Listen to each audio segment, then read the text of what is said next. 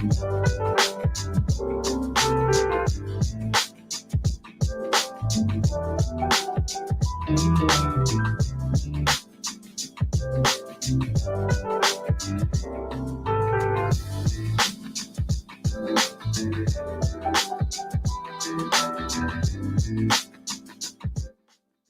hello, hello, and welcome to our portfolio site review.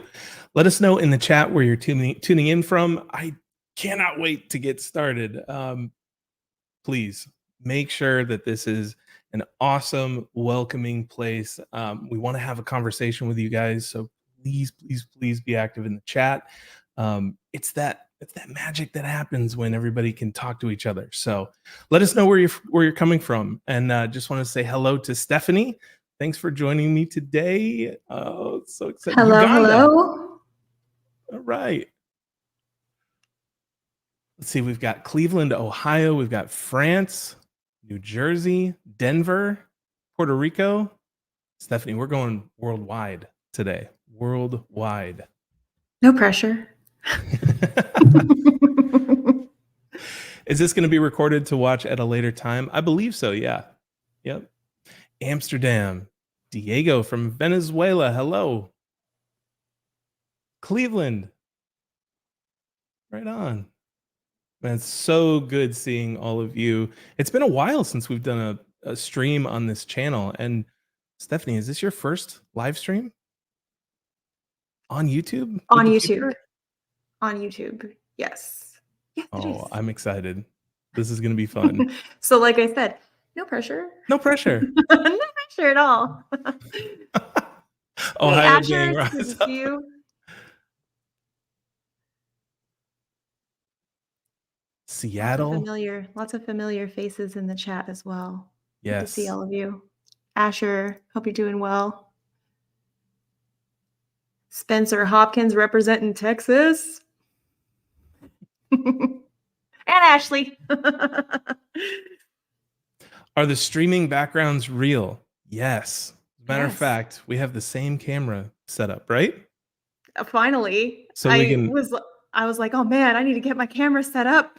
Here, we'll do this. We'll do this number. Bam! Depth of field.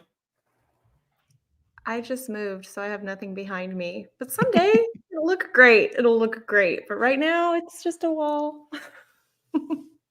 Thanks. I mean, this is the business that we're in, so it helps to have the cool looking setup. All right. Should we get into it? Let's go. Should we begin? Let's get into the goods. That's why we're here. All right. So today, let's take a look at what we are going to cover. Make sure my slides are working. Give me a thumbs up in the chat if you can see the slideshow. It should be right there.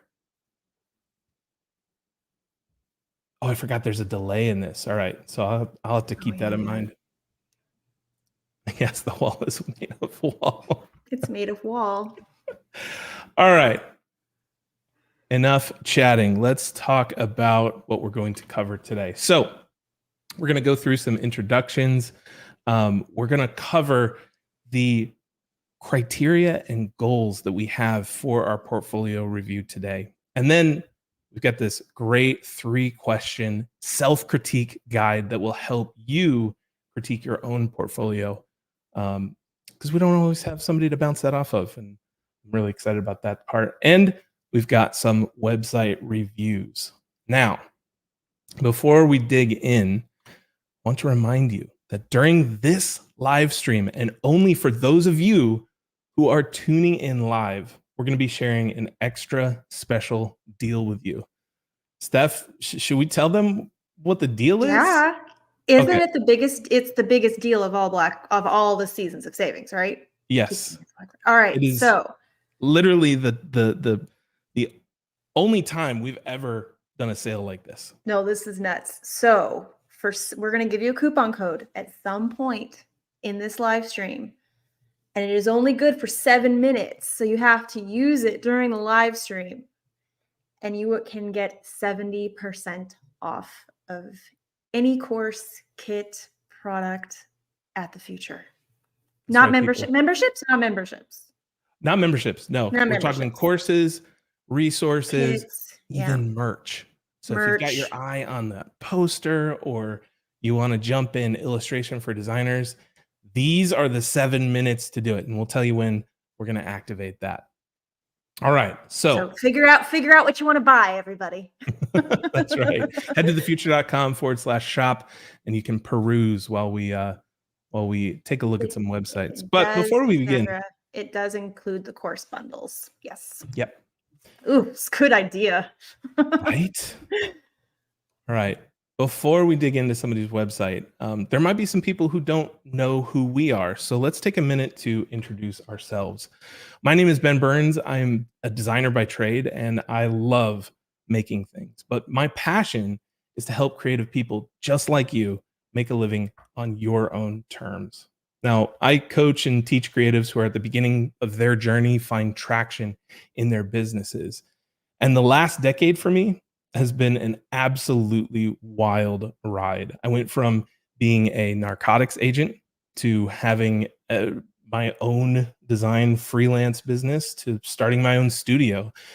And I've also gone to join on the incredible team at Blind. And now I find myself in the fortunate position to help Chris Do take the future from vision to reality as the COO here. Now, I hope that you all have had the opportunity to meet her by now because she should need no introduction whatsoever. She is my co-author for Accelerator and a rock star both literally and metaphorically, and happens to be our director of education here at The Future. I'd like to introduce Ms. Stephanie Owens. Hey, everybody. So I'm Stephanie. Like Ben said, I am the education director here at The Future. I've been an educator for over 20 years, believe it or not. And I help head up our courses in our accelerator program. But I'm also a creative, just like you guys. I do have my own studio, Gold Sheep Design, that I run with my husband. He is the illustrator to my lettering artist, the bass player to my guitar player. And we've worked with licensees for Marvel, DC, recently Star Wars. We're really happy about that one. And in the work I do at The Future, I love helping creatives rock their portfolio and turn it into a lead generating machine. So that's what I'm really passionate about, my little corner of how I like to help all of you guys here at The Future, all our future friends. That's right. That's me. Everybody give Steph a round of applause in the chat. Thank you so much for joining us here today. Speaking of today, why today? What brings us together here on this day? Well, as we mentioned before, and as you've probably seen, there are some crazy deals going on all month long, and we are calling it the season of savings. And right now, as it is throughout the entire month of November, you can save 25% on all of our courses, toolkits, and resources. And the thing is that we've got activities and events going on like this one today all month long. So if you'd like a full walkthrough of everything that we have going on during the month of November, head to thefuture.com/season of savings. You'll be able to grab a copy of our lookbook that has a detailed breakdown of the month's events and some really cool, like, do-it-yourself curriculums that have been put together by Miss Stephanie Owens here.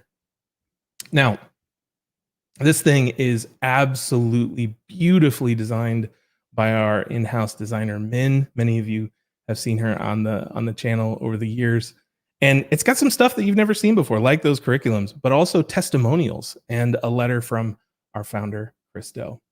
So that's the reason why we're here in front of you today. But really, why we're here is to help you make a living doing what you love. I mean, that's kind of what we want for Christmas.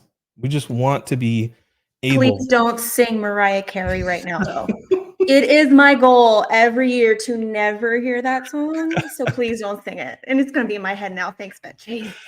That's all we want for Christmas. So I'm just saying. Min is still with us. Min is awesome. Yes. Yeah. And here's the thing. The way that we do this is by giving away as much content as we can for free, and by putting a ton of effort into creating courses and toolkits and memberships that are going to help you design and build the life that you want. Now, what Stephanie and I have been working on all year is the Future Accelerator program. Now, this thing is a beast. It is a step-by-step blueprint and coaching program that includes video content, resources, templates, community, real-world feedback on your work, and weekly coaching calls. Now, we are 500 members strong, and almost. We're very close, Stephanie. We're very, very close. And so far, we've been able to help folks generate hundreds of thousands in revenue over the course of the last 10 months. I mean, we see wins every week of somebody landing a dream client, $10,000 project, $15,000 project, and being able to build the life that they want to live. And this program is where all of our website reviews have come from, our Accelerator members. Now, when you join Accelerator, you're going to have one goal in common as a group, one job that you want your website to do, and that is to generate leads and bring in more work. Your website should work for you. So this is the lens that we're going to be looking at these websites today. Not to get a job, to get clients. All right, so how are we going to evaluate these portfolios? Well, we've put together a pretty simple rubric to review. First, can we understand what you do? Like, is it simple for us to take a look at your homepage and say, like, oh, I understand how I can work with this person or this company? Number two, is there proof that you can do this? Stephanie, how do we prove this to people? With the body of work, portfolios, case studies. You gotta prove that you can do what you say you can do. You gotta show that you're tall enough to ride the ride. Yes, absolutely. And the last thing, is the proof compelling? Now, okay, that's a $2 word. I had to verify that I knew that was the right word for this. But so what do we mean by compelling? That's the one where it's like, well, what does that mean? That's right. What do you mean it's compelling? So let's get into this. What do we mean by compelling? Number one, do we have context? Can we understand what are you trying to accomplish with this project? What was the brief? What were the design decisions that were made along the way? What were the implications on the work? Number two, is this easy to understand? Are you giving us hieroglyphs to interpret throughout your case study? Is there no words in your case studies, in your portfolio? Like, have you written things? Like, have you made it all easy? Words? Yeah. Or is it all words? Right. Have you made it easy for me to understand the work? And I think that this is what Petrula Vrontikis was referring to in previous portfolio critiques when she said, are you empathetic? Have you written these things for a client to understand? And then this is probably the most important one, this last one here. Does it inspire want? Does it make somebody want to work with you?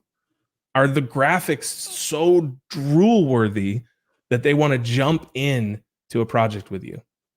Or have you solved a big enough problem for your clients that it makes them want you to help them with their problem? Right? Does it inspire that want or need? And this is something we talk about in Accelerator a lot, Ben. It's like you can be a combination of aesthetics and impact, but you can also be an impactful service that is not aesthetics driven. And you can be a service that is just aesthetics driven with no provable, tangible impact. Either of those are completely viable, and there are markets for both. And so that's where it's like, is it the want and need? Is it drool worthy, or is it showing major impact, just making someone want it for what they need in their business, either it be results driven or aesthetics, or a combination of both? Absolutely. Yep. So circling back around, here's our criteria. But there's one little bonus thing that we'll pay attention to, and that is, are we catching your vibe? Like, do we get a closer look at who you are, your personality, right? Do we understand your style, or can we see what it would be like to be in a meeting with you or to work with you?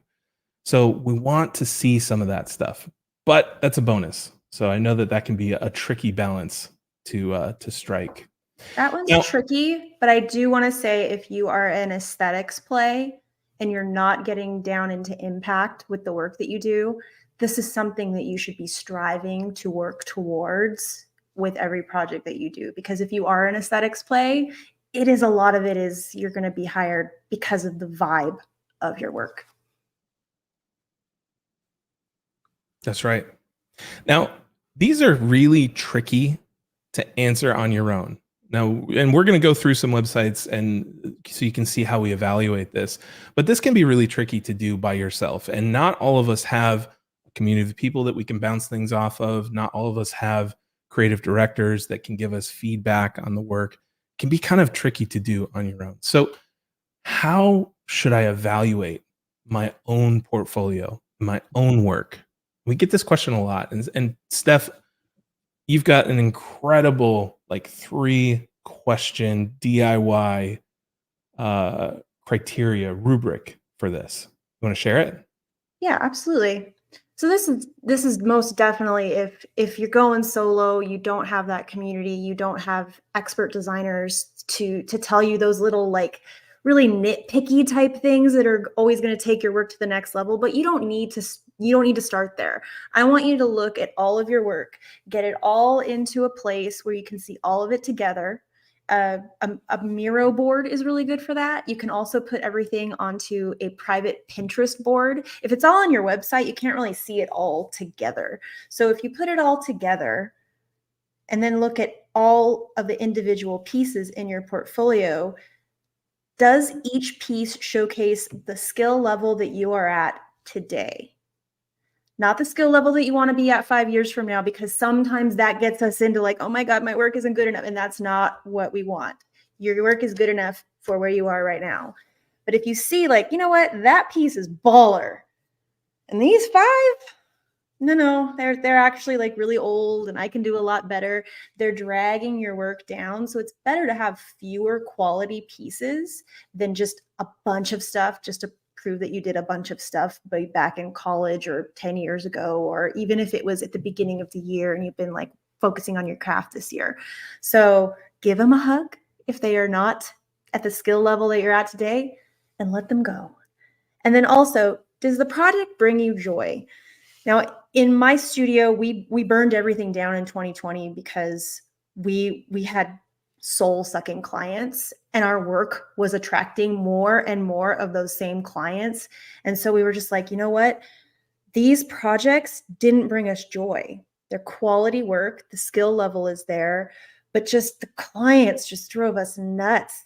And they just kept coming back. They're like, oh yeah, I saw this product. And there's something about them that were just attracting the wrong types of clients. So is there any project amongst all of your work that you're just like, oh, that one, get rid of it. It's okay. It's better to start with fewer quality pieces that also bring you joy. And then, is this the kind of work that you want more of? If you took on a project just to pay the bills, and we've all been there, give us a heck yeah in the chat if you've like, yep, taken on projects to pay the bills. I have, Ben has, and that's not necessarily the type of work you want more of, because your portfolio will attract the types of clients that is represented within the portfolio. And so if you have projects, you're like, I really never want to take on that kind of project again, don't show it, because it's just going to attract more of it. So only show the work that's at your skill level, that brought you joy in the process, and that you would love to have more of it. And then you can have those other projects in the archives. They're there. Maybe you want to resurrect them someday, but for now, just start simple. And that's how I would do it on my own. I think it's important to note that your portfolio is not meant to be a historically accurate archive, right? It's not meant to be some like library of every single piece of work that you've ever done, because I can tell you that there are so many projects that I've worked on over the years that would never even make it close to my portfolio. Your portfolio website or your studio website is a sales tool. and it should be curated. So that number one tip there, right? Or actually, it's kind of all three, right? Does the work represent my current level of skill? Did the project bring me joy? And do I want more work like this? If you can answer those questions, then that work belongs in the portfolio. And to just drive this home, my mentor, he's amazing. I got my hands on one of his out of print books, and as I showed it to him, I'm like, "Hey, I found it. It's very difficult to find." And he was like, "Oh, don't look too closely. There's some bad work in that book." So even the designers who we look up to and we think are just icons of their craft, like they have that work too. That they're like, oh, don't show that. That was me a long time ago. I'm a much better designer than that now, much better videographer, whatever your craft is. And even they don't want people seeing it anymore, even though we look at it, we're like, but it's so great. So that also proves that you don't have to be the greatest of the greatest to attract really great client work. All right.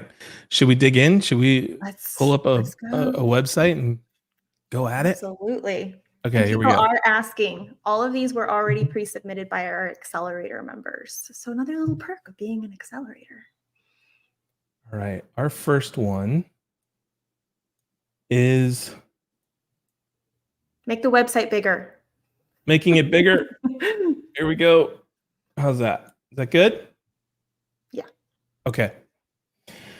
All right. So this one is Noramble, and it's submitted by an accelerator member, Daniel Pohl. And I'm going to scroll through the homepage and just kind of call out some things that he's done really, really nicely. The first is this hero section is awesome. Seeing a video of design work is pretty rare, unless you're a motion designer or a videographer. And I think that you've hooked me here. You've like instantly made me want to scroll to learn more, because we've got process shots, we've got incredible final pieces. Things are moving, it's engaging. So I can't say enough wonderful things about this stuff going on above the fold. I'm already seeing he does packaging without you even scrolling. Yeah. Can we understand what Daniel does? Yeah, he does packaging. Brett called it out in the chat. Consumer packaged goods. Next one, is there proof? Yep, it's right there. He's already answered 2 questions before we even scroll. Before we even scrolled. Yep. So I love this we call it a clarity statement. Noramble is an independent design studio with a focus on brand and packaging design from function to design. It's crystal clear. He's not beating around the bush. It's not some complicated thing that we have to unpack or explain. In a single sentence. He's also not making any promises either. Yeah. Like that'll make things pop off the shelf, because there's so much more to that kind of impact than just how well the package is designed. There's marketing involved and things like that. He is just saying, he is delivering the aesthetics, and he's not over promising anything with this clarity statement, which I love. That's right. So let's keep scrolling down. So now we're proving it even more with a list of kind of featured products. I love that he has the work right away. Yeah. Anytime I'm going on a website and there's a bunch of text before I get to work, I'm like, where's the work? Where's it at? I start getting nervous. Yep. So we've got this lovely little about section, and then some secondary calls to action. What I think is really impressive is that he's got this persistent navigation with a call to action here: free brand review. Now, I'm not 100% on a brand review as the primary call to action. I think I would rather see something like start a project or schedule a call or schedule a meeting. I'm not sure how many clients that would have significant budgets would click on this and have this discovery call or brand review scheduled. So I also think that he's really driving home packaging on his homepage and not necessarily branding, even though I know he does both. Packaging is what we call his leading service. So I do feel like there's a little bit of a disconnect between the CTA and the main, like what's really being driven home on the homepage, which is the packaging design. Right. Yep. So we've got some content here, which is really nice. I think that owned content is super valuable. Your website is the one place where you can control things, and it's a great way to like publish your thoughts in a environment that you can control. So I like to see articles or videos or content hosted on the site. It is also the best feeling in the world to get leads, and they said they found you from a Google search that went from a blog to your services, and I'm like, yes. So that's the play there with the blog. Yep. So you can see here he's got get in touch as his call to action here, which is great. But let's start getting into the work, because I think that the work is, I mean, it's stunning. Stephanie, what project do you want to see more of? Fine and Fettle. Fine and Fettle. All right. So we're in a case study. And once again, I'm hooked. Things are moving. I'm engaged. My eyeballs are glued to the screen. And the thing is that I like that it ended. I like that it stopped, because now I really want to scroll to see. Yeah, my eyes were getting a bit like, oh. And then I was like, okay. It's such a good Stopped. teaser. Yeah. Mm-hmm. I think this is a really strong way of showing colorways instead of showing the actual colors and the CMYK and all of that kind of stuff. Just showing the colors used and showing the logo in a way that you would in a style guide on top of images in different colorways, using the image inside of the logo, like proper usage of it, showcasing it like that. It's very, very strong. Mm-hmm. I also want to call attention to this too long didn't read section here. Like, here's what the company is. All right. Here's what we did. And just kind of like a continuation of the what we did. I like that there's information up here that's like super easy to digest for somebody who's going really quickly. And also the balance of text to imagery is really nice through this case study. Can you go up for a second? Sure. I need to take my glasses off because it's super tiny.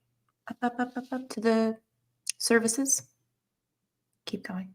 So we've got brand strategy, visual identity, naming, and packaging design. I love that all of it is reinforcing what he said he does on his homepage.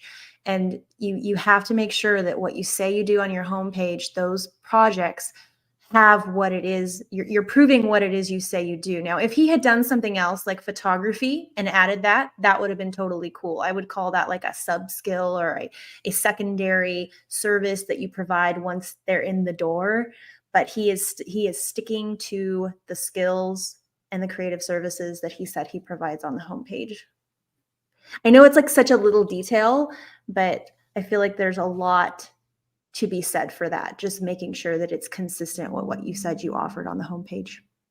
Yeah. And I would hate for anybody to wind up in a position where they said that they can do something and then they have no examples. So then the client comes to you and they're like, hey, can I see work in, I don't know, illustration? And you're like, oh, I don't have any, but I could do some for you. And that makes the sale just so much harder. It's an awkward place to be in. And this is where personal projects. No one wants to pay you like a good fee for being your guinea pig. Right. It's like, I feel like at that point, personal work, something we talk a lot about in Accelerator and I talk about in my course, it's like the hallmark of getting started. The majority of us can start with personal work. Especially if we want to pivot into or try a new skill, bartering is another great option. And especially bartering and pro bono work, like for free, I've done it. I've done the bartering for sure. What have you done, Ben? Bartering, pro bono? Oh yeah. And Yeah. it's either free or full price for me. So yeah. I've done free work Same. just because it's cool. Exactly. So I feel like if you are like, that's where you need to show proof is doing it that way and not like using a client as a guinea pig for, I think I could try that. Nothing wrong with personal work. So one of the things that I want to call out here, this is super, super nitpicky, but the line length is a little bit too long. It's a personal um, little pet peeve of mine, but it makes it difficult to read when you've got this many characters in a single line. So It's okay, Daniel. My line length is long too. He's pointed this out yeah, to I me. pointed it out on Stephanie's site too. And I'm like, it's okay. I still get work. No one has Yeah. ever not wanted to pull the trigger with us because our lines were too long. But it's a Benism. We'll let him have them. So one of the things that I want to call out here is how Daniel has taken the core of the brand, this ampersand, and done so many different visuals that all feel different. And so you can see how this company is able to use the same shape, the same form in many different ways. And so too often in portfolios, we'll see somebody have the same logo just plastered on different items. Like they'll show the same logo on a hat and on a shirt and on a bag and on a magnet. And I think that this is a really interesting way that he's taken the form and done a whole bunch of cool stuff with it. So the work itself is fantastic. The visuals are stunning. I mean, there's nothing wrong with this. It makes me want to give him a call. And I think this is where Daniel has paired identity design and brand identity design with another service like packaging, and it makes it very easy for people to see, oh, you do the identity to the packaging, and having that nice pairing there. It also makes it very clear to Daniel when he's creating these mock-ups where that identity design is going to live. So think about that. Even if it's a personal project and you're doing brand identity design for a made-up company, really think about where is that product going to live in the world, and make sure that your mock-ups reflect that and not just the go-to t-shirt and hat and things like that, which that's where it could live there, but where else could it live? Because most of the time people don't just want a logo to put on a t-shirt and a hat. Yep. Nate Bot, thank you for that. I appreciate it. Line length is a pet peeve, all right? Got my glasses. Thank you, Nate Bot. So we can take another one more look at a case study here. They're all equally wonderful. The thing one of Ben's tricks too, and we don't necessarily need to do it with all of them, is looking at the first one and the last one. Yeah. Because sometimes the last one doesn't get as much love, and we're like, but it's at the end. Is anyone really going to look at that? Yes. People are going to look at your portfolio if they're going to be paying you good money. So make sure every single portfolio piece has a lot of love, or simplify your portfolio. Yep. So one thing I wanted to call out is that all of the visuals are on brand for the project, and Noramble Daniel has not pushed his own brand, his own aesthetics into the client projects. But the thing is that they all fit on the site. And I've seen this before where the studio's branding just doesn't fit with some of the client work that they're displaying. Like the colors are clashing and all this kind of stuff. So not only do all of his visuals feel like they're in the same brand, but they also set well in the actual website. The website doesn't scream louder than the work. So wanted to call that out as something really cool. And I think this kind of gets into the aesthetics and the vibe. Is always very clean. He does minimal, very sort of modern work. And you're not going to come to Daniel for illustrative, like packaging with a lot of illustration on it, or maybe with custom lettering on it.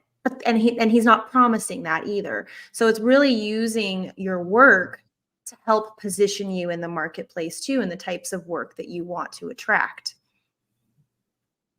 Because sometimes positioning doesn't always have to come down to an industry, but it can be through your style and your point of view, like Daniel's done here. Even if it's a very simple, modern, clean style like this, not everything has to be maximal. That's just me. So I want to answer Russell's question here. Do you feel like it's worth showing your face if you're in the main person owner, or do you think we language is important, even though it might not be the 100% truth all the time?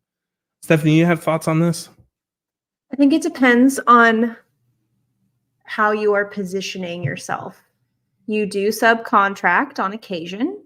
So saying we is not a complete lie. You do have people that you work with.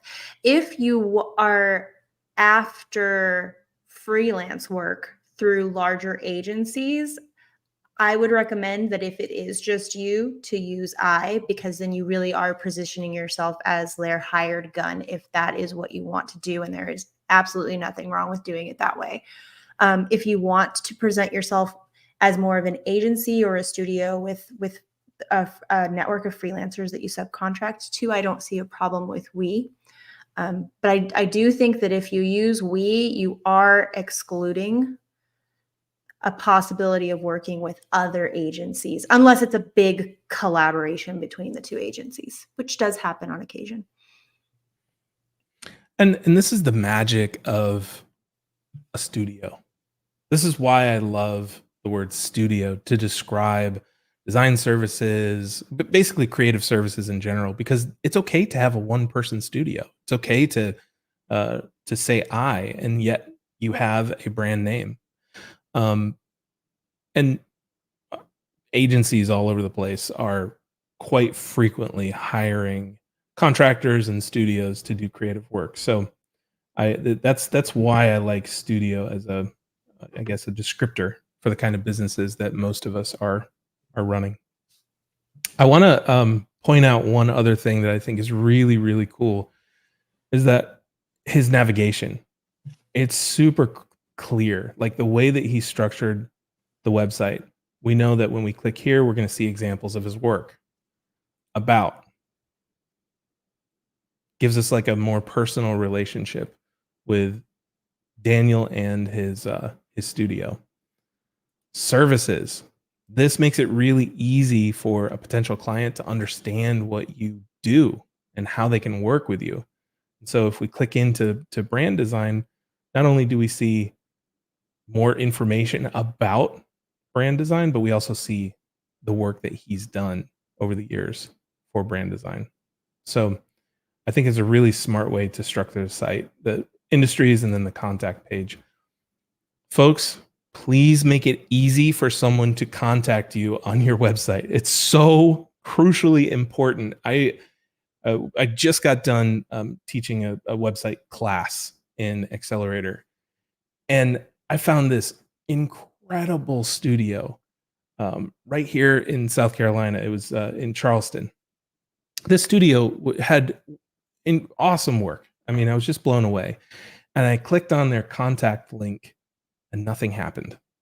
And I was like, oh no. I hope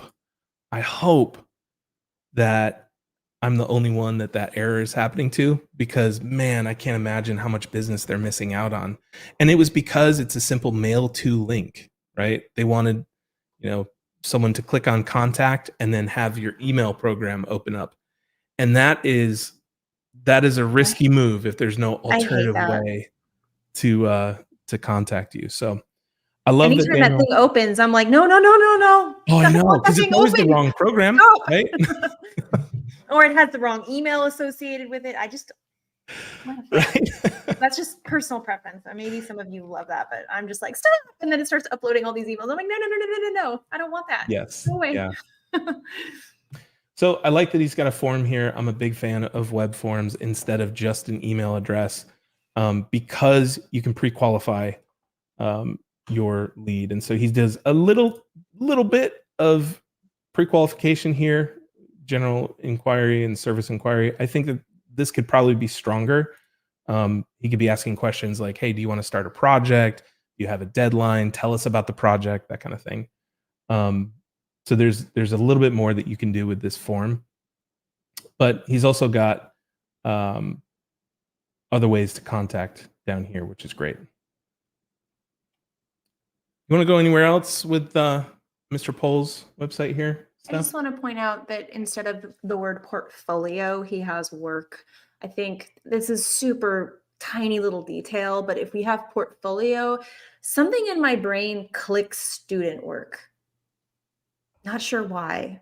Yeah. And a portfolio, yes, if you are a design student, an art student, you do end up having a portfolio, and it's basically all the work that you did in college.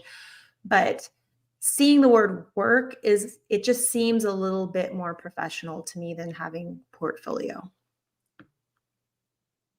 Yep. All right, we ready to move on? Yeah, let's go. Okay, here we go. We're going from packaging and branding over to the web. Here we've got this is not my world, but I'll do my Iglika. best. Her work is great. I already know that. It's fantastic. So let's go through this website right off at the above the hero, right above the fold. Before you have to scroll, she says, "Hi, I'm Iglika. I do UX design and Webflow development for SaaS companies." Do we understand what she does? Yes.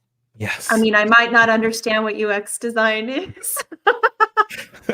But if I am a SaaS company, I probably I know that it's not for me, and I know who it is for and what she does. So perfect.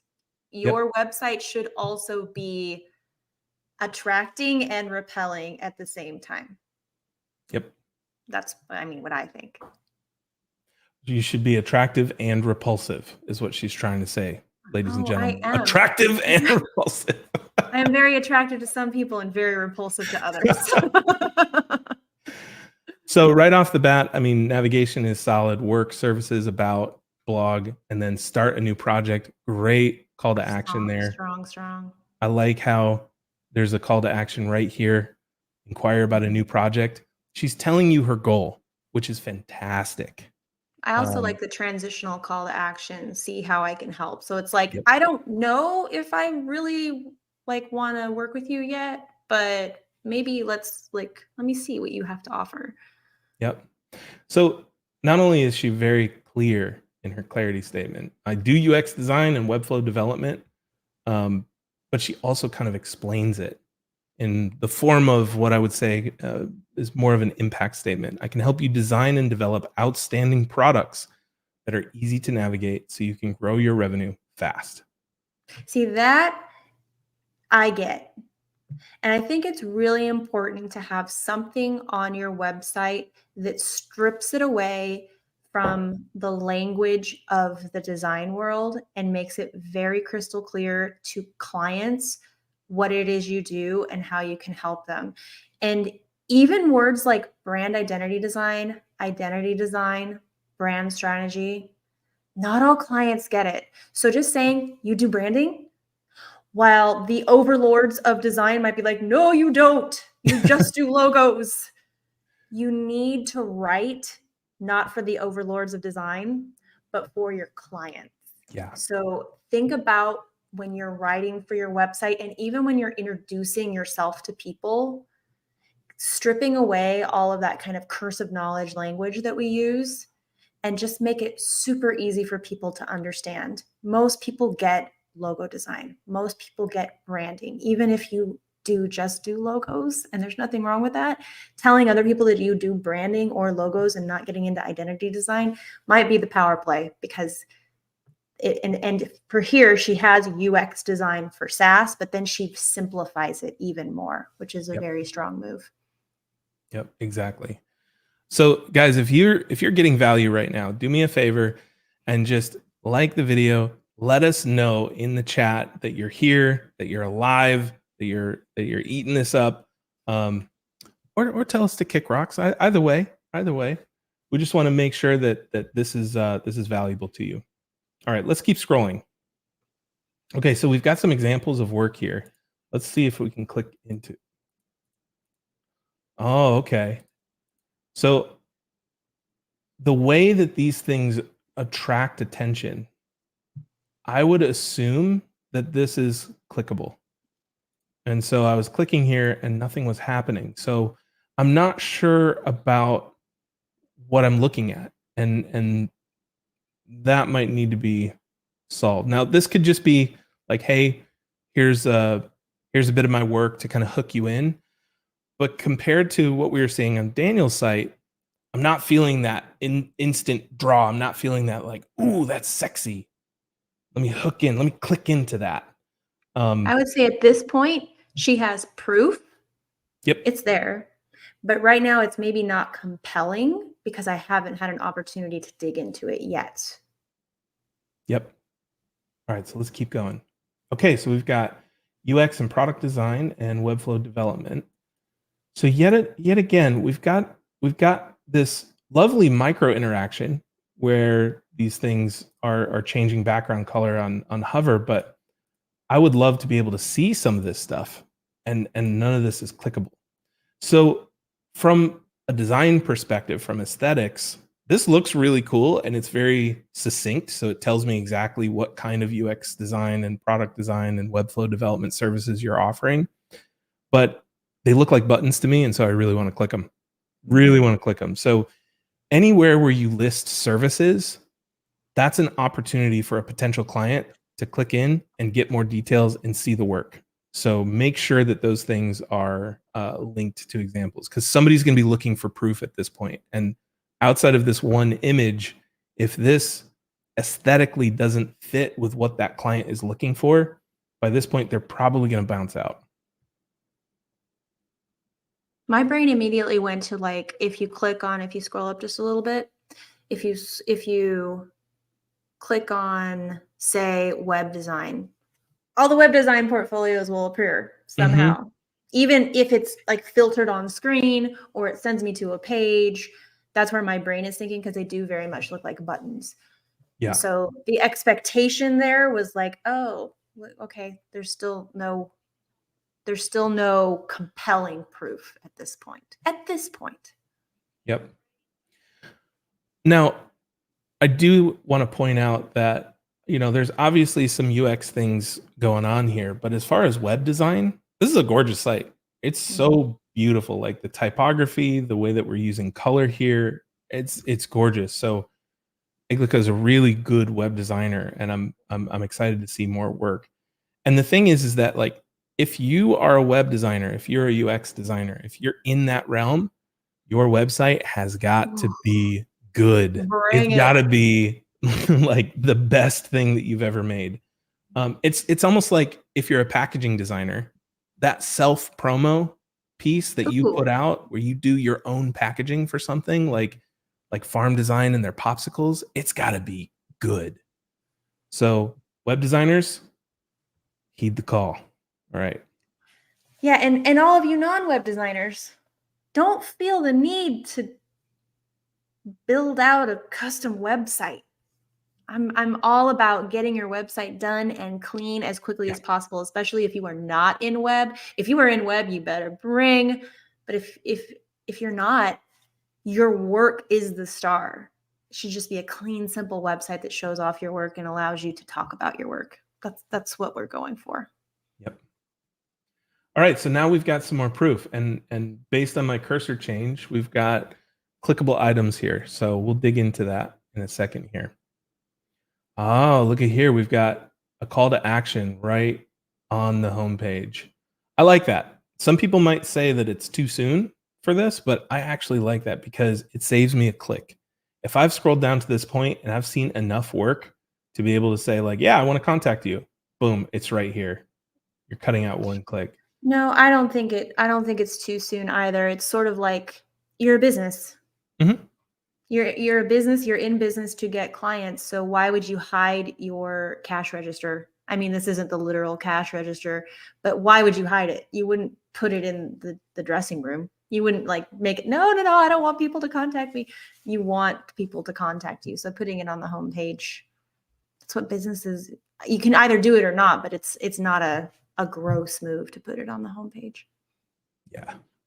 So we've got some more proof here. We've got some client testimonials, which is great. It's good to see those on the homepage. Definitely recommend it. Make sure you're asking for testimonials. It can feel awkward, but it's totally a part of doing business with service providers. When you're done with the project, ask them, what was the best part about the project? And when they tell you, ask them if you can write up a testimonial and then send it to them for approval based on what they just said. That's the hack. It's a really, really easy way to kind of work it into a conversation, but make sure you're pulling testimonials. She also did something that I love, and this may just be a Stephism, put a picture of the person that said the quote. Yes. I really like that because it lets me know, like, oh, those are her clients. I feel like, it's kind of a vibe thing, even though she's not really a vibe play. She's more of an impact play, as her clarity statement said. But it just sort of sets the tone for the type of people she works with and puts more faces and humanity to the brand. Yep.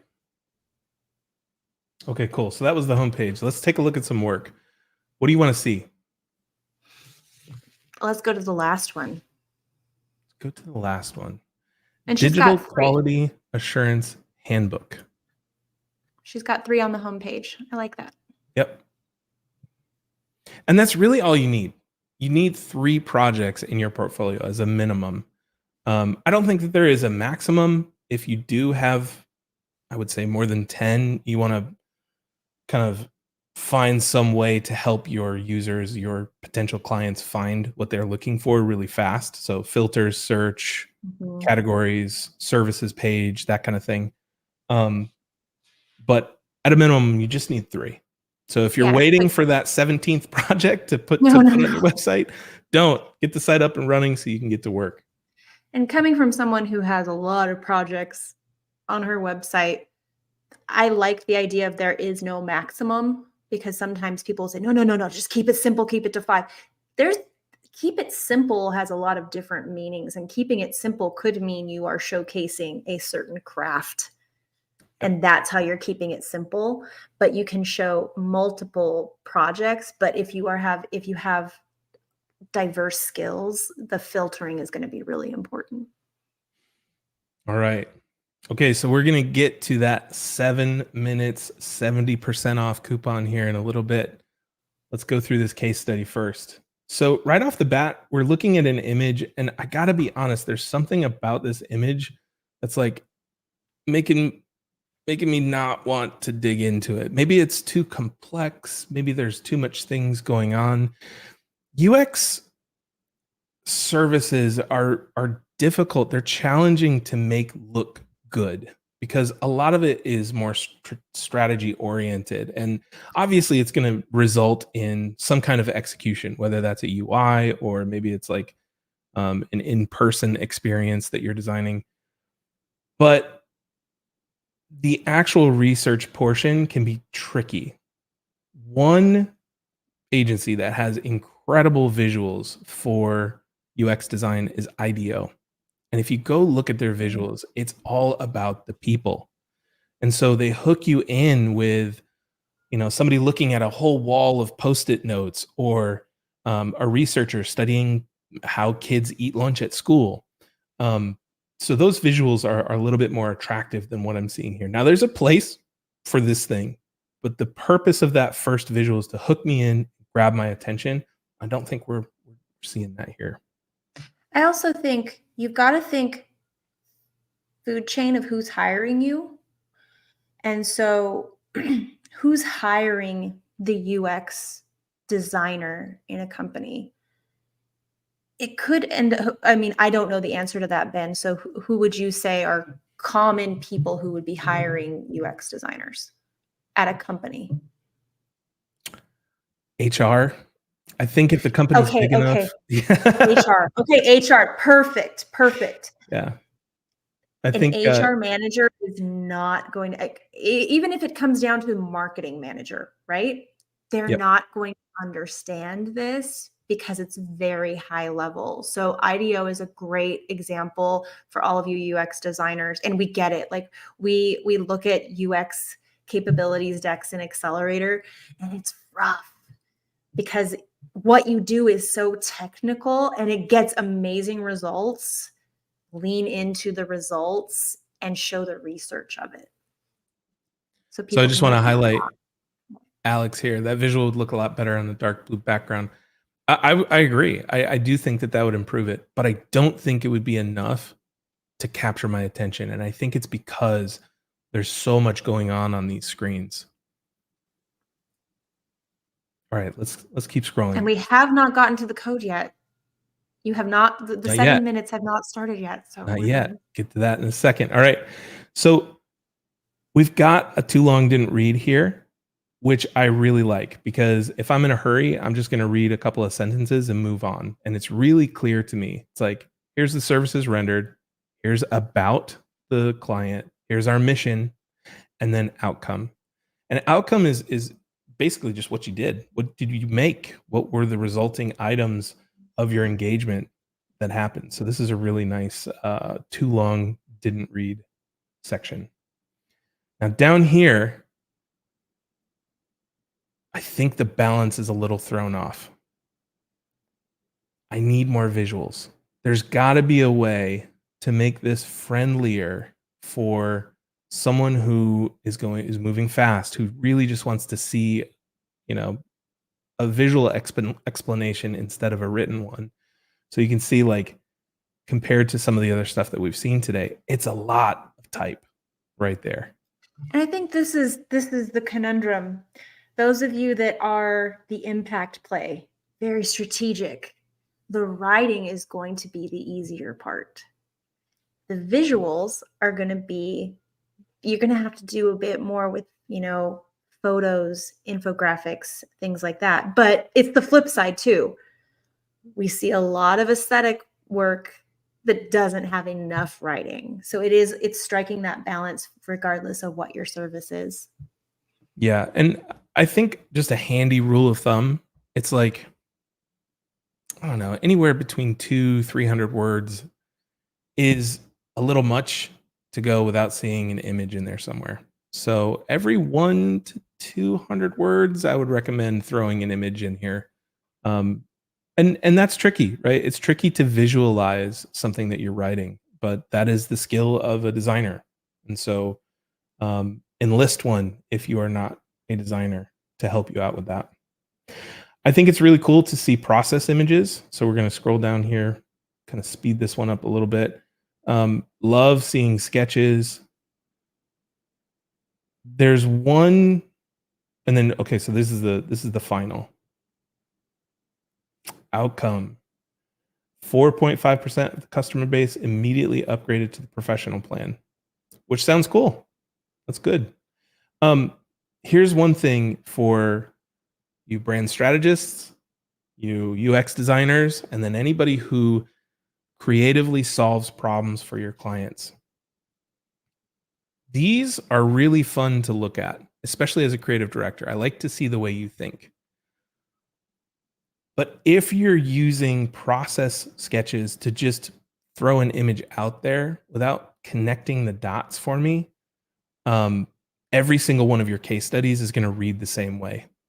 So, for example, what in here was a decision that you made that was different than the decision that they had previously made? Or what was an insight that you were able to unearth during your strategy session that's going to make sense to a potential client who's reading this? So instead of just giving an overview of the process that can literally be copied and pasted over to another case study, get specific. Let me see what insights you were able to unearth and how that impacted the final design. And I think, Iglika, that's a connection that you should make here. You said something that I just really want to point out and drive home, because it's something that we see a lot inside of Accelerator when people are writing about their work. Can you copy and paste what you wrote and put it on another project and have it absolutely go with the project? If that's the case, we need to get more specific. We need to get more granular. When you say we uncovered insights, what were those insights? We determined the company's mission, vision, purpose. What was that? Yeah. And then What was the mission, vision, purpose? what was it? And can you get it Help me. into like a brand pyramid if you're doing brand strategy, strategic work, where you have like the purpose and the mission and the vision and then like goals at the bottom. So think of all of like the different types of charts that you create for your clients and show those specific charts rather than just talking about them. Because you might make them really fast in a workshop and show that kind of picture of that, but you can also then go back and create something to visually show it in an infographic as well. All right. One thing that she's doing, which is really great, is she's giving me a next step down here.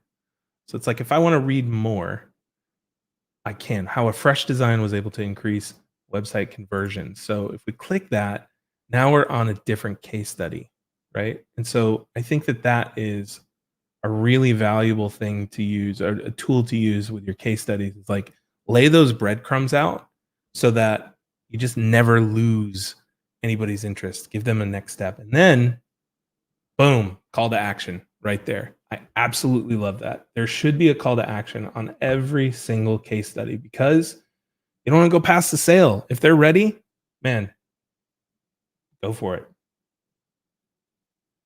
Anything else on Iglika's site? Can we just go up to her work page just so I can see?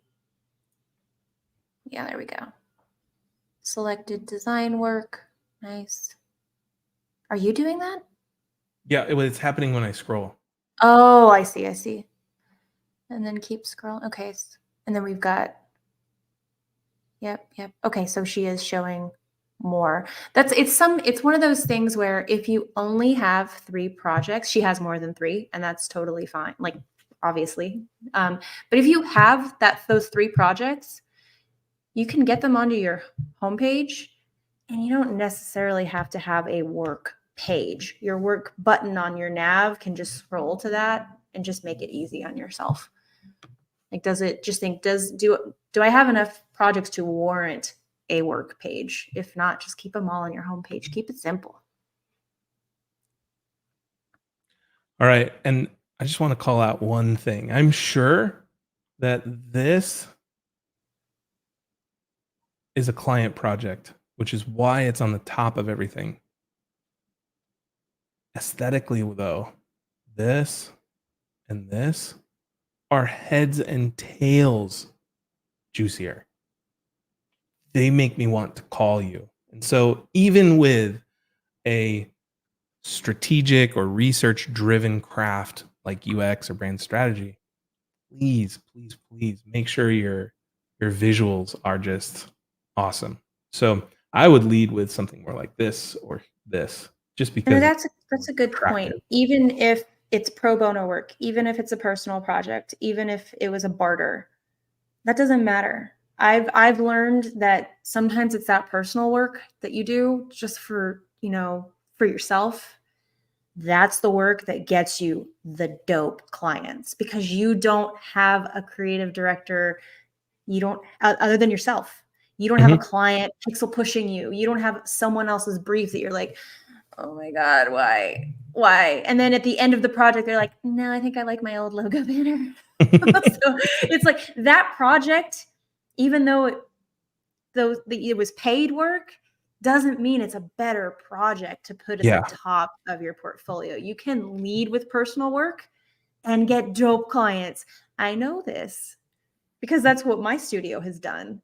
And so you just get rid of that thought that client work is more than personal work. Oftentimes Yeah. it's the reverse. Yep. And the crazy thing is that with personal work, you can control everything. So you can engineer the product or the project to attract the kind of clients that you want. And that's the whole point, right? So personal Absolutely. work. It's awesome. All right. So we've been going for a hot minute. Let's go ahead and Let's pull go. this Let's over. go. It's Oh, time. I think Oh, I think was it's I time. But if you guys want a okay? deeper dive, I highly Here's suggest Stephanie's course. Okay, go. Thank you.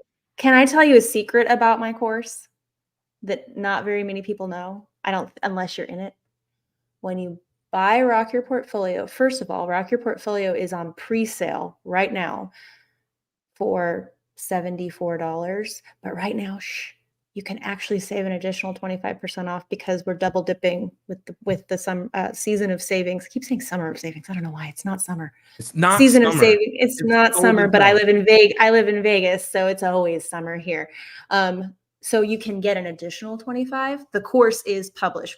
We published it right before this call, so it's in there. But this is the cool thing about Rock Your Portfolio. Because it is included in Accelerator, all of this content also is over in the Accelerator program. You can get Accelerator for your first month for $1 when you get Rock Your Portfolio. But there's another trick to Rock Your Portfolio. If you go and do all of the work from the first module in Rock Your Portfolio, because there's 2 modules, and then join Accelerator, you get to fast track to the 3rd module of Accelerator because you've already done the work inside of Rock Your Portfolio. So you're going to be able to get as much done in that first month if you just want to join for a month as possible for $1.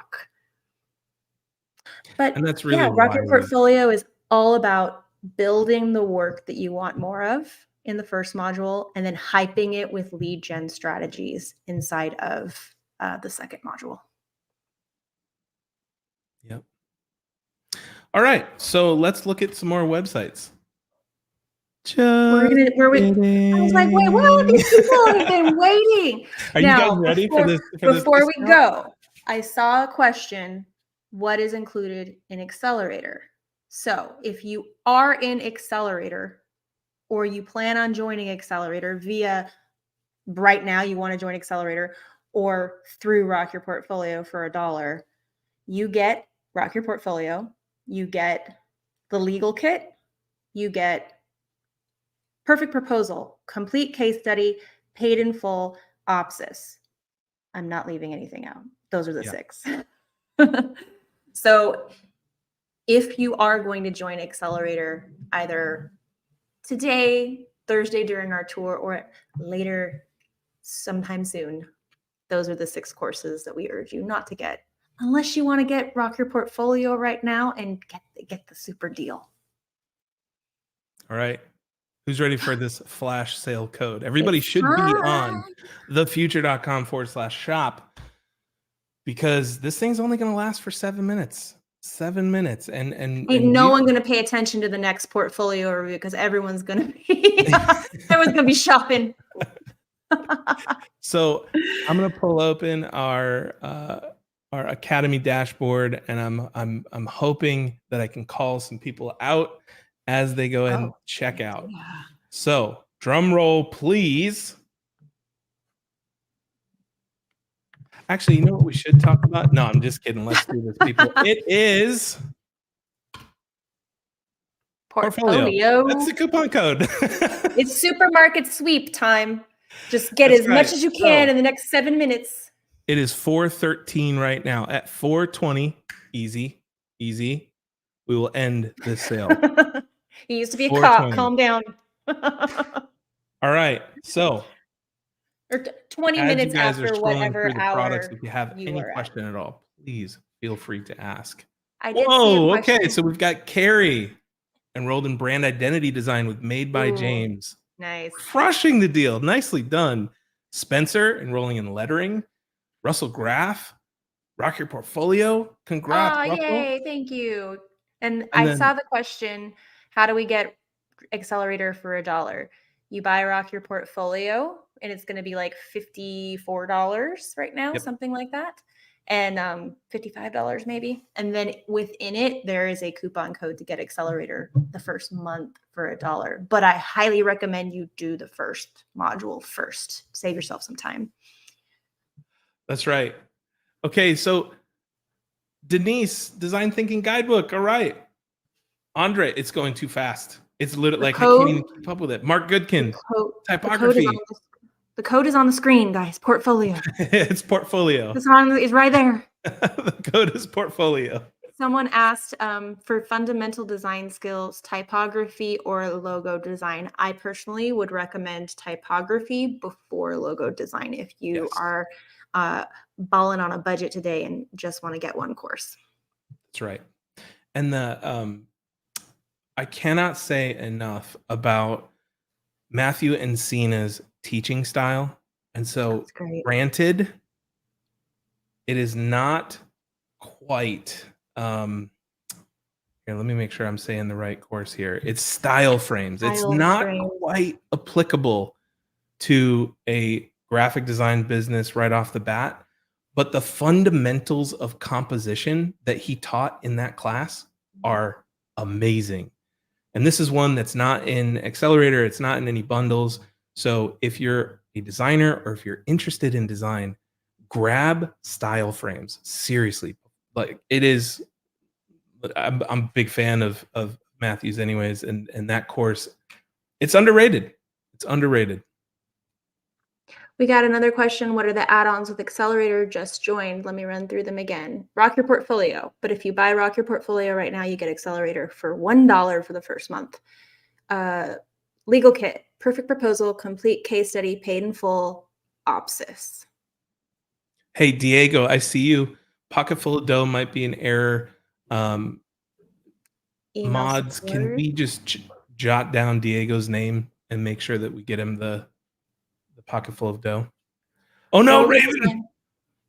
I hope I'm knocking on wood for you, Raven. You guys might have broken the internet. I'm serious. The things are just like flying by. It's crazy. Maybe we'll keep it open for a little longer than 7 minutes. We can make that decision. We are in charge. Logo design versus brand identity course. Brand identity course does not teach you logo design, but it talks about developing a visual identity for your clients. And if you want to, oops, that's not it. It's this one. Well, it keeps moving. Where is it? Well, there it is. Stop moving. Okay. Because there's people are in the chat. It doesn't teach you how to design logos. It expects you to already know how to design logos. Right. So if you want to be a brand identity designer where you are driving the voice, the personality, naming, messaging, and the visuals, but you also need to work on logo design, you're going to need both. And keep in mind that 70% off is only on courses, resources, toolkits, and merch. There's a different code for Accelerator. That one's good all month long. And we're also doing a tour for Accelerator, so tune in. Yep. Prime Productivity asks, I knew this was going to happen. I recently purchased Rock Your Portfolio before today's call. Email support and they will refund you like the $15. Because we did not know that Seasons of Savings and the Rock Your Portfolio pre-sale were going to overlap, and it only overlaps for a couple of days. So just email support@thefuture.com. The code for Accelerator is thank you, and you can take $50 off the first month. All right, I saw a question here.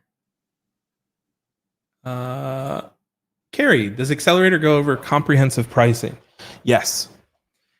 Oh yeah, if you're gonna join Accelerator, they don't come with Accelerator, but I would not put the money towards painless pricing or practical project management, because those are covered within Accelerator.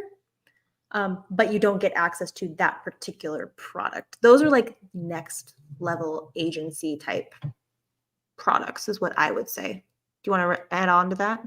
Yeah, we go deep in pricing and also budgeting. So we do a whole functional financial breakdown for your entire business. So that way you can kind of see when it's like the right time to hire somebody or, have some data behind the financial decisions that you make with your business. So we do.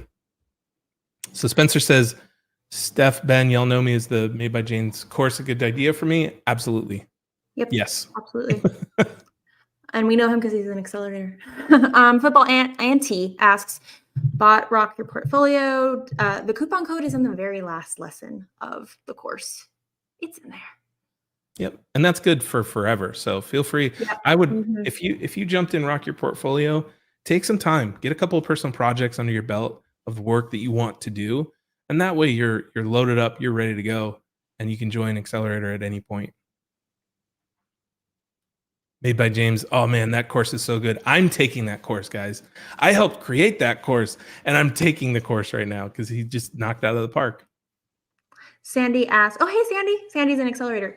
Annalise course or James course, are they the same? Annalise course is very heavy on brand strategy and not implementation of brand identity. James's course is not heavy on strategy. He does a lot of facilitation and discovery with his clients to create the brand identity, but he's not helping them with their marketing plans or doing heavy research, user research and interviewing and things like that Annalie teaches. All right, we have come to time. So mods, let's go ahead and take that coupon code down. You guys have been amazing. The feed was going so fast that I couldn't keep up, and I'm so thrilled. I mean, honestly, when we had this idea to do these flash sales, we're like, is anybody going to show up? Is anybody going to care? And you guys have shown up in. Thank you. When is the next flash sale? The next flash sale is next Tuesday. Next Tuesday. And that's going to be with Carrie. With Carrie and Jess, who are in the chat right now. That's right. Looking forward to that. All right. So should we take a look at another couple of websites? Let's go. All right. Who's next? Y'all, thank you again. Seriously, it means the world to me to be put in a position where we can sit here and help you all just from the interactions that we've been able to have with our accelerator members, the way that we've been able to have an impact on people's lives makes my job incredibly fulfilling. So thank you for being there. Thank you for being a part of our journey. And yeah, a little emotional, gotta say. Okay, let me close this down. You guys can come hang out with us again on Thursday. We're doing a tour of Accelerator if you want to hang out with us more. Yep. All right, let's get into another website. So this one is from Nikolai. Oh dear. This is my struggle. Welcome, Nikki B. New members. Nikki B. That's your name now. Sorry. We're gonna go with Nikki B. All right, Nikolai. Let's take a look. A people-first branding and website design studio. We're a multidisciplinary design studio focusing on graphic design, brand identity, and website design. Steph, can we understand what they do? I would get rid of multidisciplinary. I think graphic design, I think brand identity might be a little too inside our language. Design, branding, web. I think it could be simplified quite a bit. I actually think that the top statement is a bit more clear. Branding and website design studio. Not really sure what people first means. Well, let's see if we find out. Yeah, that one is, I think I might understand, but I'm not really clear on what people first means. And it also might be one of those things where it's like, shouldn't everyone be people first? So it might be one of those statements that might not be adding any clarity to the statement. Yep. All right. So now we've got some examples of work and some services. Okay. So, oh, see, I went to click on this because I want to see more of this, because look at that work. It's gorgeous, but I can't. So that's interesting. All right. So they're basically saying, here's what we do. We're branding and site design. And then here's our capabilities, which is website, UX, UI, brand identity, and graphic design. All right. Then we go down to case study. I see. Okay. Wait a minute. We've got tiers here. Interesting. So from what I'm looking at, we've got an offer here for 2 tiers: brand identity design and website experiences. And it almost feels like there's like prepackaged services, which can be challenging for clients to understand, but we'll get into it. Mhm. Got a solid CTA here, book an intro call. Oh, and some testimonials. Nice. All right, Steph, where do you want to go from here? Let's go. Let's talk about the offers. Let's talk about Okay. the tiers. First off, when I think tier, I think good, better, best, and not necessarily two separate services, because brand identity is very different than website experience. And someone actually might need both. And so I don't necessarily think this is a tier. Tiers, think like SaaS companies, good, Mhm. better, best. Um, But these are just different so things. yeah, these are just different packages, is what I would Yeah. say. Um, that said, if I look at brand identity design, I'm gonna have to take my glasses off because it's tiny. I just need to like, does every client, because Nikki B has not differentiated to a particular industry or market segment, it's kind of very open wide. Will every client need a pitch deck? Will Mhm. every client need packaging and label design? Will every Right. client need signage?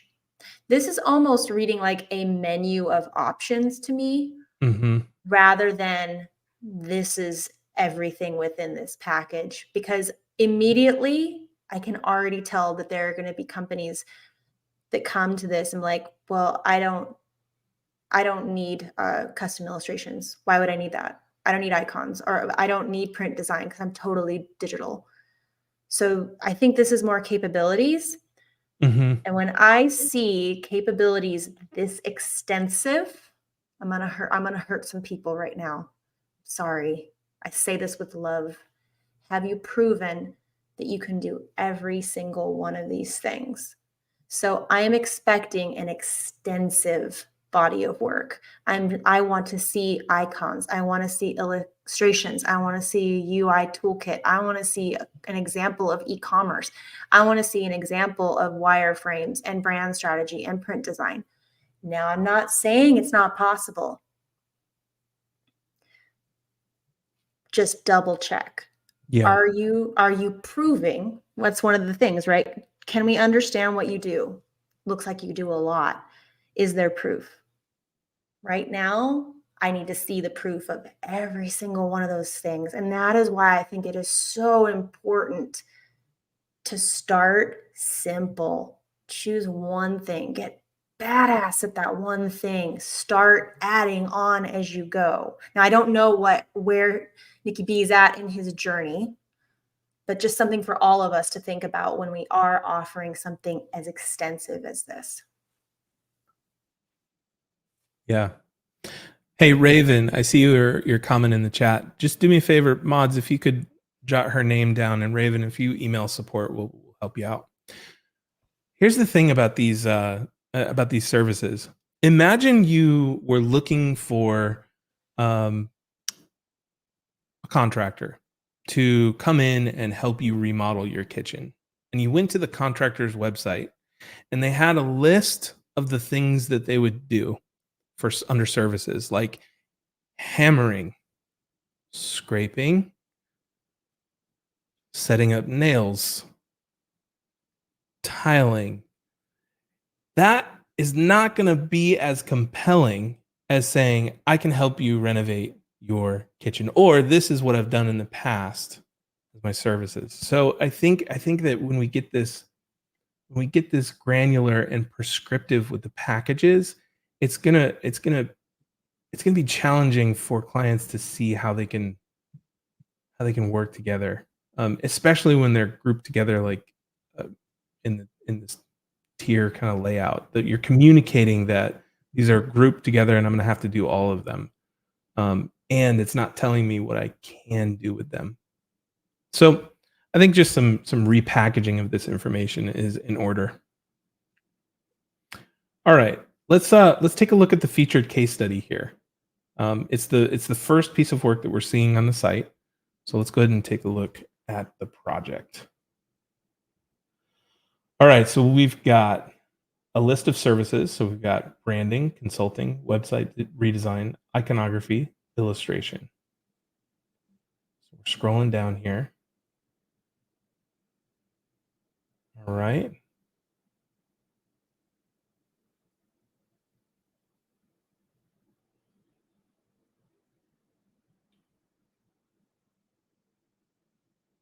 Okay. Whew. I was going to say, I was hoping to get to some details pretty soon here, but that was a lot of images in a row without too terribly a whole lot of context. Now, the saving grace is that we've got some baked in type inside the images, but this is not going to do very well for accessibility or search. So let's get into this down here.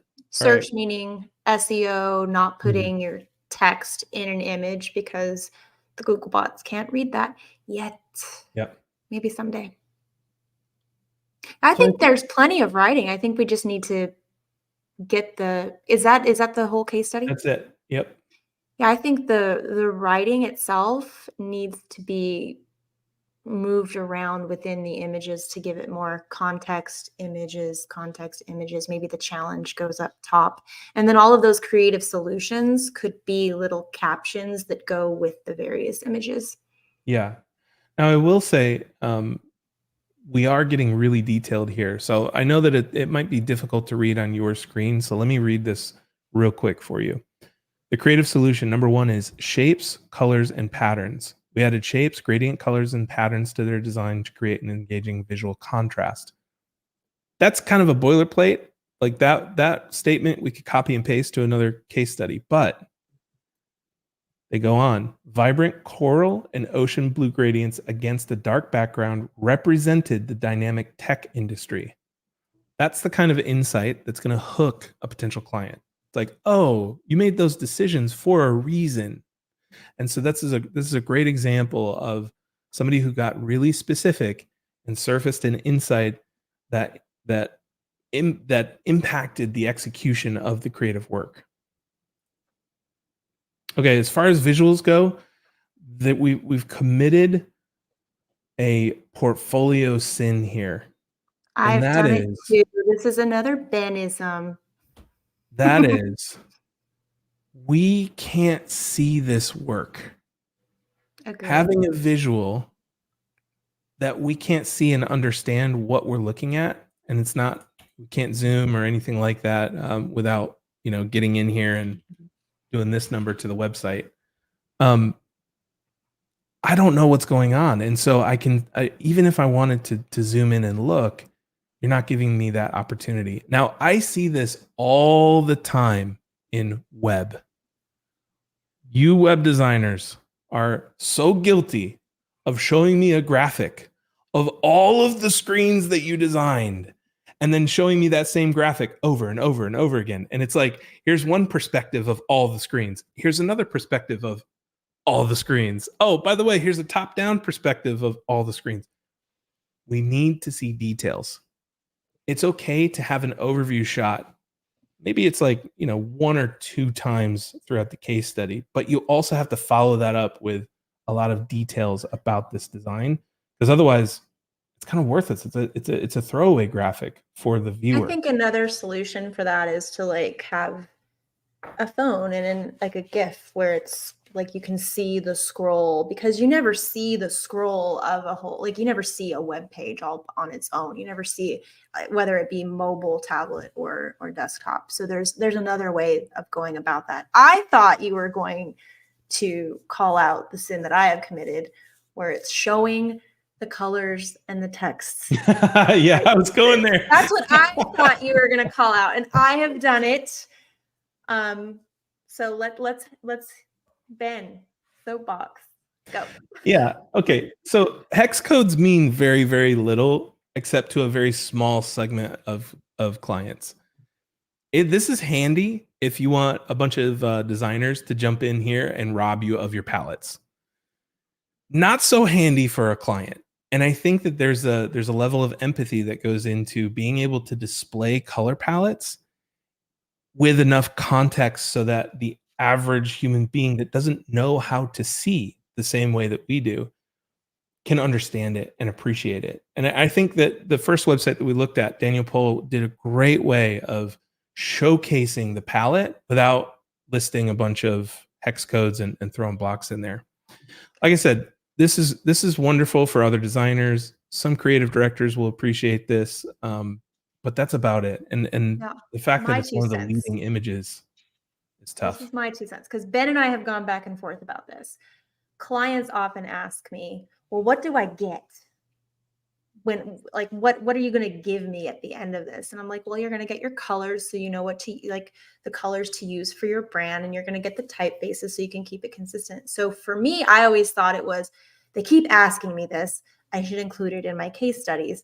But a better approach, if you are in the branding space, is to show a style guide that you're delivering, because then you're showing it in the context of, you're going to get this style guide that includes your colors and your types and maybe some messaging and all of the stuff that you include in your style guide. So that would be another way to do it if you're not showing it, if you want to make sure that clients understand what they're getting at the end. Yeah, but that's that context that this doesn't have, if that makes sense, right? You're showing the color palette in context. It's inside of a brand book. It's inside of a mock-up that shows the client like, oh, okay, I'm going to get to understand this stuff that I'm looking at that I don't really understand what those hex codes are. The context is key, and I think that that's the level of empathy that we're missing just a little bit here. All right, let's go ahead and take a look at the projects page so we can see the breadth of work.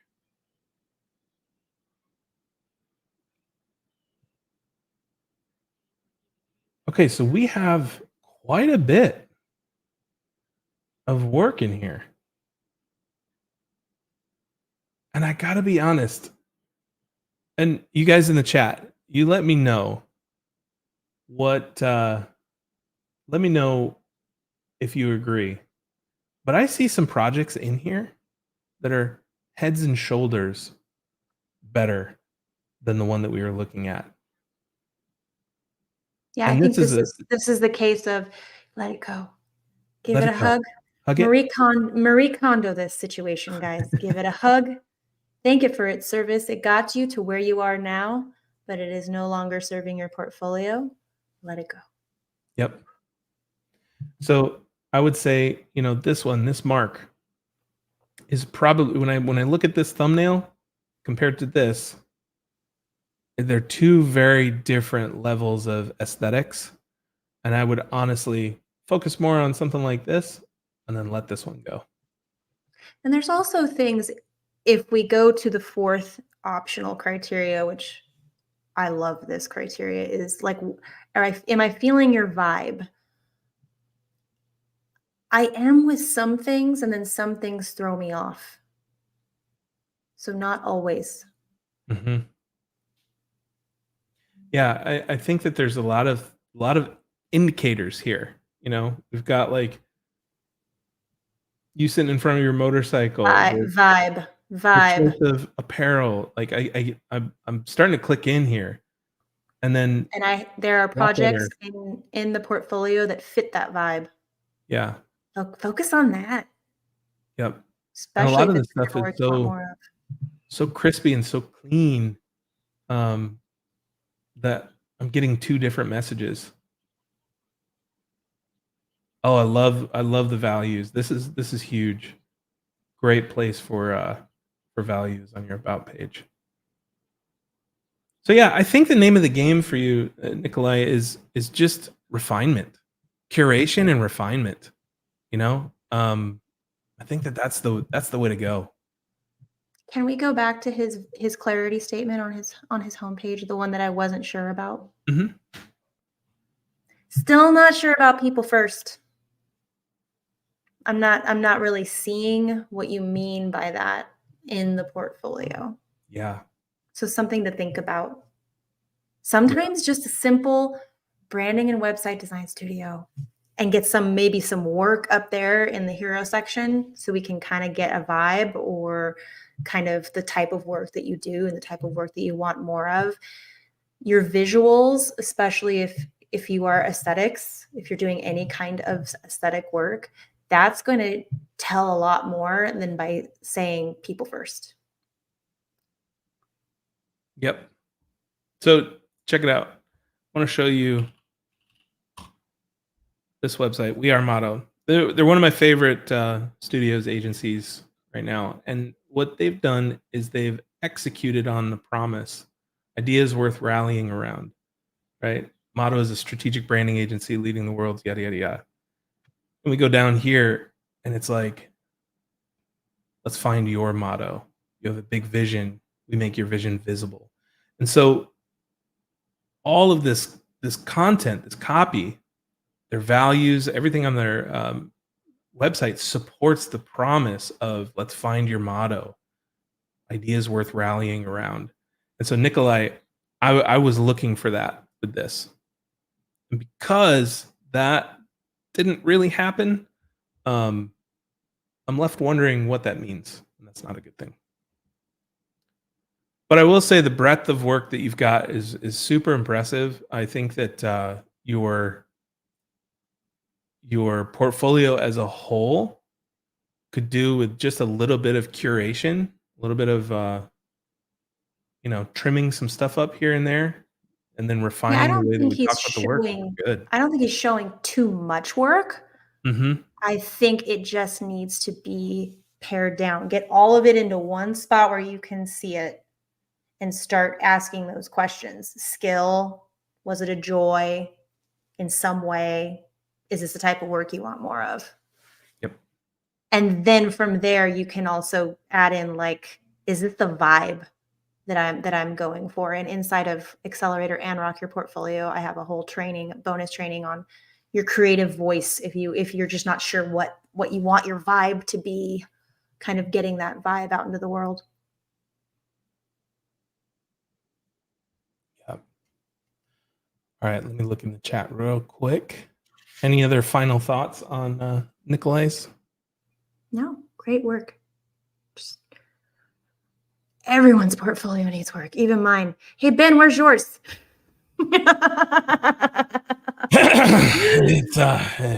It's coming soon. I need that little dude digging. Yeah. It's something that I talk about in my course is even my portfolio needs work, but you can still rock your portfolio. You can still get really cool projects with the work that you have. It's always going to be version 1.0, 2.0, etc. All right, Samia, creators at Play, and Scander. Mods, if you could jot those names down, you guys reach out to support and they'll get you all connected. For some reason, the coupon code was not working for Pocket Full of Dough, so we'll write that wrong. And I see your comments there.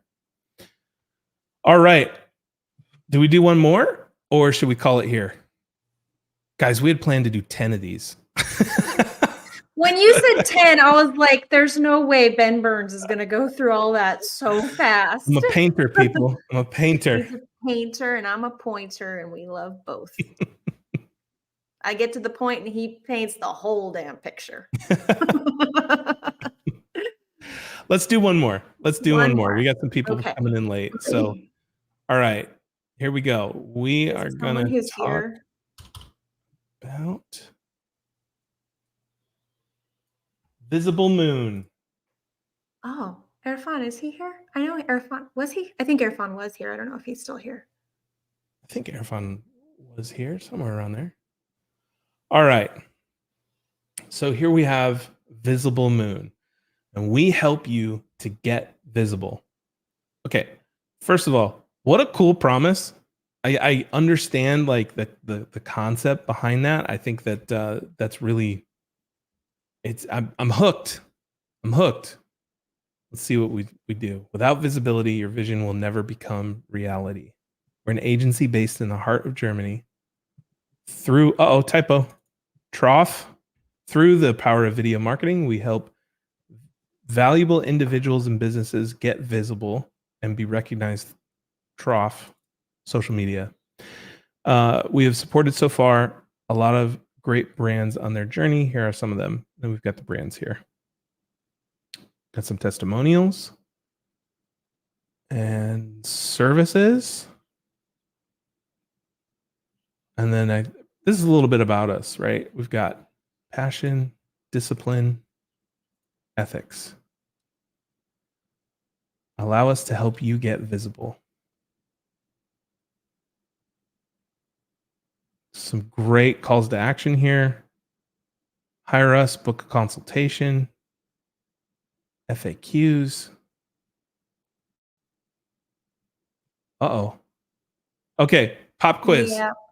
Folks in the chat, what do you see? Where's the opportunity for improvement here?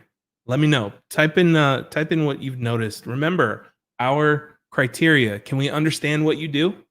Is there proof that you can do this? And is the proof compelling? What are we missing? What are we missing? Yeah. There's no Brett, you nailed it. work. Brett nailed it. And I say, and I get so much crap for this, but I'm gonna say it anyway. It's like the cardinal sin of portfolios is not having one. Saying that you do something and not doing it. And I'm not saying Erfan does not do it, because I know him inside of Accelerator and I know he does do it.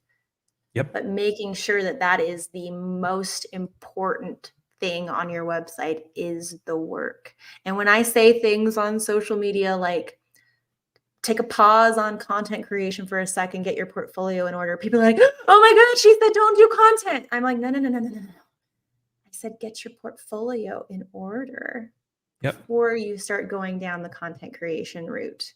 And then use your work inside of your content creation and always be hyping your work and your thoughts rather than other people's work and other people's thoughts. Because being a creative service provider is a way different play than being a thought leader. Nothing wrong with either. Yep. So yeah, we're just missing work. So I can reasonably understand what you do. You help people create content in order to get them visible. It's a very results-oriented impact play. You're going to help them achieve the impact of awareness, getting visible in front of more people. I need the proof. And the logo board, this grid is a good start, but we need more proof. We need to see the work. And I know Erfan's got case studies, and I'm sure he's working on getting them up on the site. But that's the biggest point of improvement that I could see here. As far as the overall site design is concerned, I think it's really nice. I mean, we've got the overlapping, we've got depth because we've got your line length. He approves of your line length, Erfan. Yep. So you got me hooked as a designer. But I need the work in order to make a decision here. All right. And then do we catch the vibe? This says worlds to me. Vibey. I'm like, yeah, okay, cool. And this feels like Erfan. This maybe not so much. A little more corporate. It's a little more corporate. A little corporate. I don't think Erfan has ever showed up to an Accelerator coaching call in a suit. Yeah. I mean, he looks great. You're one of the bald bearded brain dudes. Embrace it. The vibe has been weakened with that. And also one thing, I want to throw this out there because I see a lot of it out in the wild in case studies and on especially web designers' websites. Stock photos. Stock photos can kill a site for those folks who work in creative industries. And so as soon as I see this, I know for a fact that this is a stock photo. So we really want to make sure that we are creating visuals for our website that are ownable. They're us, right? Because there's nothing worse than a bland stock photo. on a creative person's website. So, all right.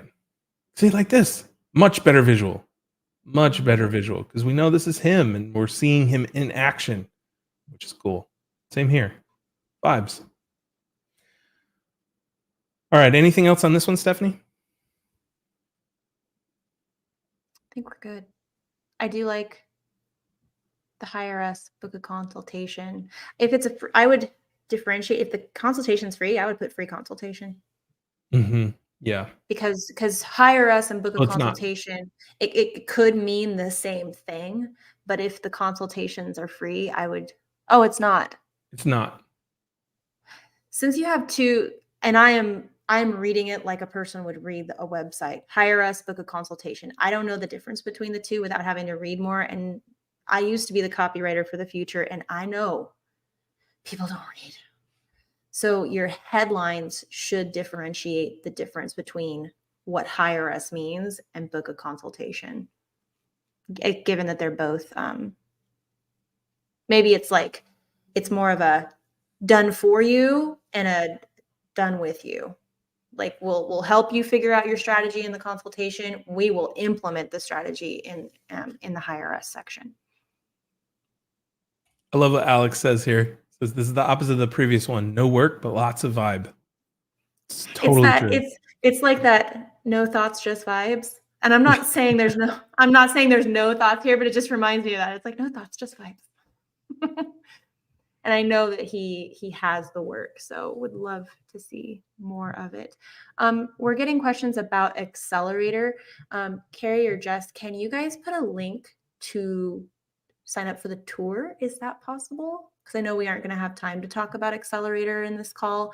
Not all of you want to talk about Accelerator in this call, but we are having a tour on Thursday. And for those of you that are still looking for the coupon code, when you bought Rock Your Portfolio, it's in the last lesson of Accelerator. I'm sorry, of Rock Your Portfolio. The coupon code for Accelerator is in the last lesson of Rock Your Portfolio, but I highly recommend you do Rock Your Portfolio because it's the first major step inside of Accelerator. So you're not missing anything. Folks, we have tons of sites that we can review. If you found this valuable, I have a challenge for you. Post one insight, one thing that you learned on social media, whether that's in the comment below, that's really easy, or throw something in a story on Instagram and tag us. Tag The Future Is Here, tag me, Mr. Ben Burns, and tag Stephanie Gold Sheep Design. I would love to see what you took away from this. And if you want to see more, we'd love to do more, but we need to know that you're going to show up just like you did today. You guys showing up live has been absolutely amazing. Thank you so much for that. So if you want more, let us know. Make some noise. And you guys are a great crowd. Carrie and Jess, I'm getting questions like, how long is the code good for? Are we still honoring the code? Because it was supposed to just be for 7 minutes, but I don't know what the ladies have decided because let's be real. Carrie and Jess are the ones who are in charge. Shorter line length. Your line length. All right, everybody. Thank you so much for tuning in. We're going to check out now. Let us know on social media if you want to see more of these things, if this was valuable to you. Let us know and enjoy your new swag and your new courses and all the stuff that we were able to help you out with today. And again, thank you so much. Next Stephanie? Flash sale Tuesday. Next flash sale is Tuesday. You can still save 25% off through the rest of the month. Accelerator tour on Thursday if you guys want to come hang out with us some more. All right, everybody. Thank you so much again. We'll see you next time. Bye, guys.